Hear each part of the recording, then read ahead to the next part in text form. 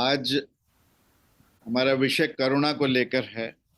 और जैसा महाराज जी ने कहा, दूसरे अध्याय के पहले श्लोक में संजय कहते हैं, तम तथा कृपयाविष्टम अश्रु पूर्णा आकुल ईक्षणम विषिदंतम इदम वाक्यम उवाच मधुसूदन। यानी अभिप्राय ये कि तब कृपा से अभिभूत हुए, आंसुओं से परिपूर्ण जिसकी आंखें हैं, ईक्षणम मीन्स आंखें, और व्याकुल जिसकी आंखें, आकुल जिसकी आंखें हैं, और जो विषाद से परिपूर्ण है, उसको मधुसूदन यानी भगवान कृष्ण ने यह वाक्य कहे। अब प्रश्न वही है कि भगवान ने यहां पर कृपया अविष्टम कहा, यानी दया से भरा हुआ अर्जुन। यदि भगवान कृष्ण ये कह देते कि करुणा से भरा अर्जुन, तो शायद गीता यहीं समाप्त हो जाती। और उन्होंने क्यों कहा, ये भेद थोड़ा बारीक है। यदि हम इसको समझने का प्रयास करेंगे तो गीता भी अच्छे से समझ में आएगी। दया परिस्थिति जन्य है, यानी सिचुएशनल होती है, और करुणा मनोस्थिति जन्य है, यानी हमारे माइंड से, हमारे मेंटल मेकअप से होती है। ये बहुत महत्वपूर्ण है कि दया सिचुएशनल होती है, परिस्थिति जन्य होती है, और करुणा मनोस्थिति जन्य होती है। इसको हमें समझना है। दया अहंकार को भरती है, करुणा अहंकार को विसर्जित करती है। यानी दया ये कहेगी कि मान लो भिखारी है, तो हम दया से उसको कुछ दे दें। और करुणा ये कहेगी, यानी हम भिखारी को पोषित करें, कि उसे कुछ ना कुछ देते रहें। और करुणा ये कहेगी कि भिखारी कोई रहे ही ना। यानी try to understand a very simple difference between the two. कि जैसे जंगल में एक फूल खिला, सुगंध दे रहा है अपनी, इररिस्पेक्टिव ऑफ द फैक्ट कि कोई उसको ले रहा है या नहीं ले रहा, वो करुणा है, जो ऑटोमेटिकली फ्लो करती है फ्रॉम द इनसाइड।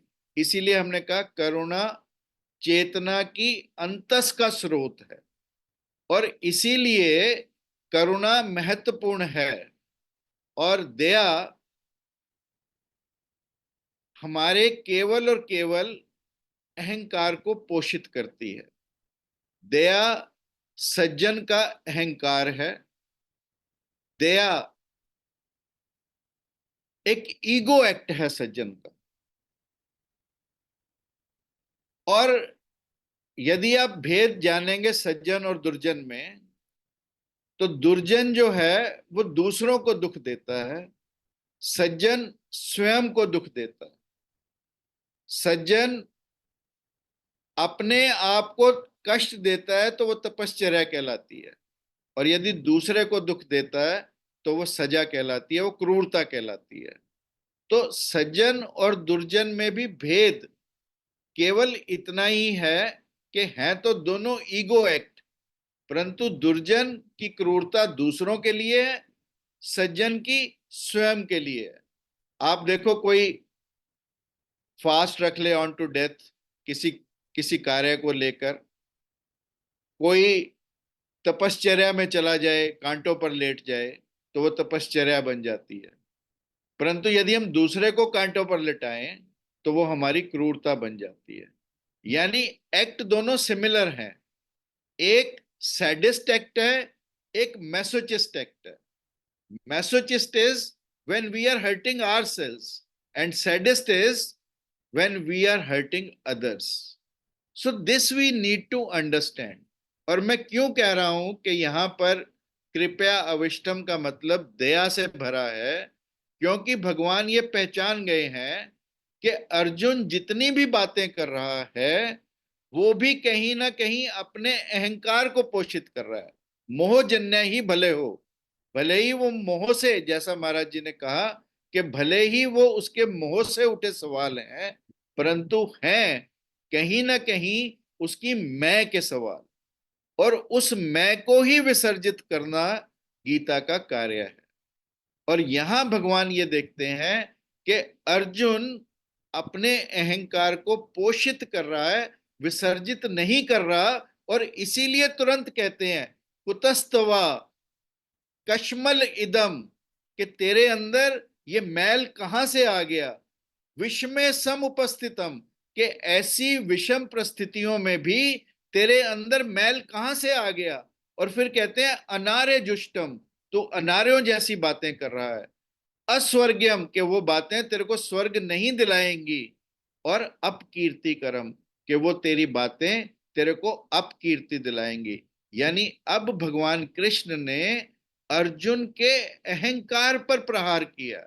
उन्होंने कहा तू कैसी अनार्यों जैसी बातें करता है, ये बातें तेरे को स्वर्ग से दूर ले जाएंगी, तेरे को स्वर्ग नहीं दिलाएंगी, ये बातें तेरे को अपकीर्ति दिलाएंगी, तेरे को बैड नेम दिलाएंगी, तेरे को इनफेमस करेंगी। ये भगवान अब उसको अर्जुन को कहते हैं, बिकॉज ही सडनली रियलाइज्ड कि पूरा चैप्टर अर्जुन बोला, भगवान बोले नहीं, समझते रहे।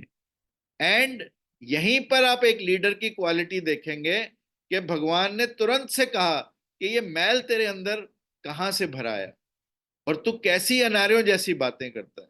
यानी वो सुन सुनकर उनके अंदर भर गया था कि अर्जुन ये कैसी बातें कर रहा है, और वो वैसी बातें जो उसे अपकीर्ति दिलाएंगी, जो उसे अपयश दिलाएंगी, जो उसके नाम को बदनाम करेंगी, जो उसे देवतुल्य लोक को नहीं प्राप्त करवा पाएंगी। तो यानी अब उसके अहंकार पर चोट करते हैं। यानी हम पहले क्षत्रियों को आर्य कहते हैं, तो अब भगवान कहते हैं अनार्य। कैसी अनार्य